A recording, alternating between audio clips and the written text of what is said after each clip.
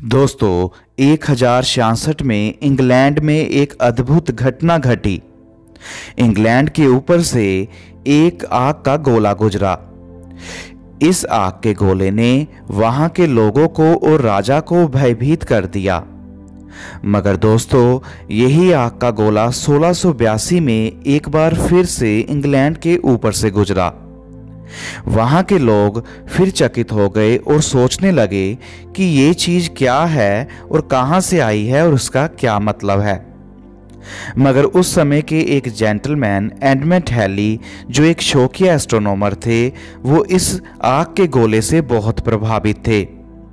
वो इतने ज़्यादा प्रभावित थे कि उन्होंने उस समय के महानतम वैज्ञानिक सर न्यूटन से इसके बारे में बातचीत की। और बातचीत में हैली ने सर न्यूटन से पूछा कि कौन सी फोर्स इस आग के गोले के मोशन को कंट्रोल कर रही है। तो सर न्यूटन ने बहुत शांतिपूर्वक और सरलता से आंसर दिया कि ये आग का गोला एक कॉमेट है जो आकाश में इलिप्टिकल पाथ में घूम रहा है, और इसके पीछे जो फोर्स काम कर रही है उसका नाम है इनवर्स स्क्वायर फोर्स।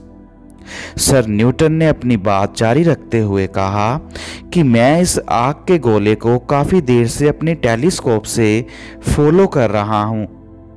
उन्होंने ये भी कहा कि ये जो आग का गोला है उनके द्वारा डिस्कवर किए गए लॉ ऑफ ग्रेविटेशन को फॉलो कर रहा है, जो उन्होंने आज से 20 साल पहले खोजा था।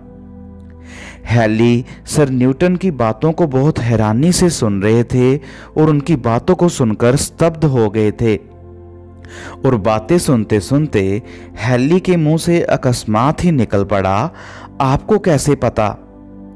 तो सर न्यूटन बोले, अरे मैंने इसकी कैलकुलेशन कर रखी है। हैली ने अपने सपने में भी नहीं सोचा था कि कोई इन आग के गोलों को इतनी गहराई से समझ सकता है और इनके पाथ्स को भी। हैली को यकीन नहीं हो रहा था कि कोई इतना जीनियस कैसे हो सकता है।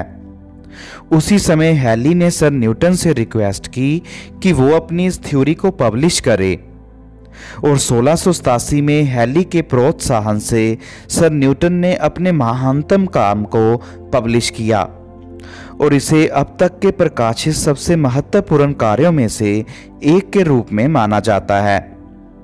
जो साइंटिस्ट अब तक इन कॉमेट्स और आकाश में मौजूद इन हेवनली बॉडीज के बारे में कुछ नहीं बता पाते थे उस समय, वो सर न्यूटन द्वारा खोजे गए इन लॉज ऑफ ग्रेविटी और इनवर्स स्क्वायर लॉ की मदद से इन बॉडी के पाथ को, मोशन को पिन पॉइंट एक्यूरेट बताने में सक्षम हो गए।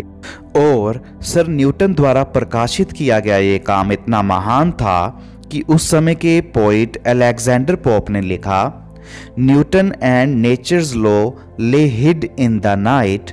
God said, let Newton be, and all was right.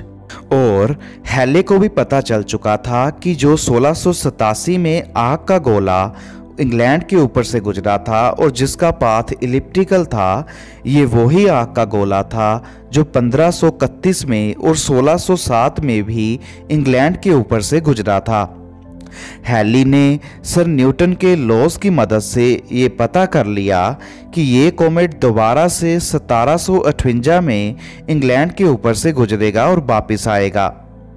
और सर न्यूटन और हैली की मृत्यु के बाद ये कॉमेट हैली द्वारा प्रिडिक्ट किए गए साल 1758 में क्रिसमस के दिन फिर से वापस आया और इंग्लैंड के ऊपर से गुजरा, और उस समय उस कॉमेट का नाम रखा गया हैली कॉमेट। दोस्तों इतने पिन पॉइंट एक्यूरेट थे सर न्यूटन के लॉज और इतने महान वैज्ञानिक थे सर न्यूटन।